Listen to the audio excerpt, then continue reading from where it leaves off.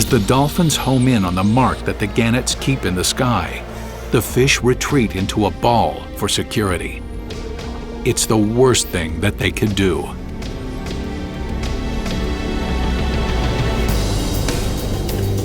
With the chain gang of sharks joining the efficient team of hunters, the trio sets about devouring the ball of fish. Brad returns every winter to film the Panhandle's fascinating inhabitants.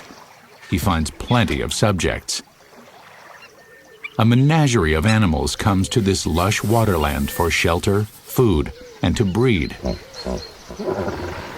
Hippos, the largest residents, forge new waterways through the endless fields of reeds. At each meal, adults and cubs gorge themselves, feeding side by side. This is unusual. Lions normally eat according to hierarchy. Males first, cubs last.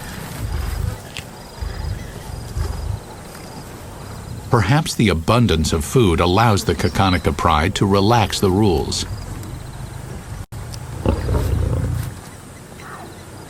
Though the youngsters still get scolded to mind their manners. The plentiful fish that attract crocodiles also attract humans. As more people settle on the banks of the river, man and beast start competing for space and resources.